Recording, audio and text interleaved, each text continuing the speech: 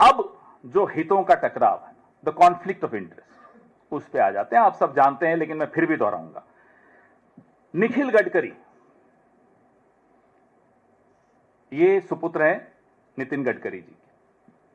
सारंग गडकरी ये दूसरे सुपुत्र हैं नितिन गडकरी जी के। इनकी दो कंपनियां हैं। सियान एग्रो इंडस्ट्रीज इंफ्रास्ट्रक्चर लिमिटेड, ये एक प्रमुख वो एथेनॉल आपूर्ति करता है, दे सप्लाई एथेनॉल। और सारंग गडकरी की है मानस एग्रो इंडस्ट्रीज, ये दोनों ये उसमें डायरेक्टर हैं, ये भी एथेनॉल का ही व्यवसाय करते हैं। इससे ज्यादा मैं क्या बोलूं, आप खुद समझ गए। पिता नीतियां बना रहे हैं, पुत्र पैसा बना रहे हैं उन नीतियों के आधार पर। पुत्र से भी ज्यादा ताऊजी और भतीजे ज्यादा सही है, क्योंकि कई भतीजे हैं जैसा मैंने आपको बताया। तो ये दो भतीजों की कहानी आपके सामने है।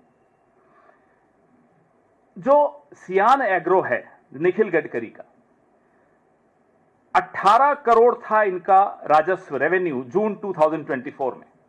पिछले साल जून में 18 करोड़ था जब लोकसभा चुनाव हुआ ही था।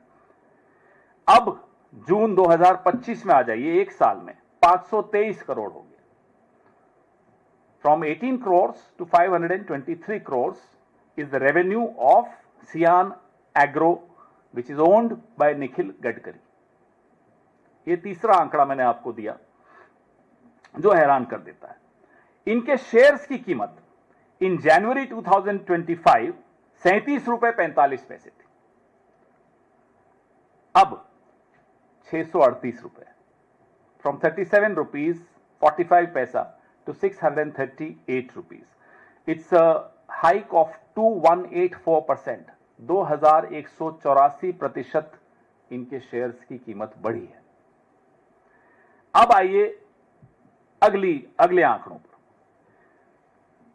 पिछले 11 साल के इतिहास में कोई एक स्कीम ऐसी नहीं है जो समय से पहले हासिल कर ली गई हो, पूरी कर ली गई, लेकिन ये एक स्कीम है।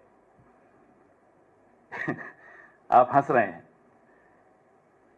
2025 की समय सीमा से पहले 20% एथेनॉल मिश्रण हमने हासिल कर लिया। आप बधाई दे दीजिए ताऊजी को भी और उनके भतीजों को भी।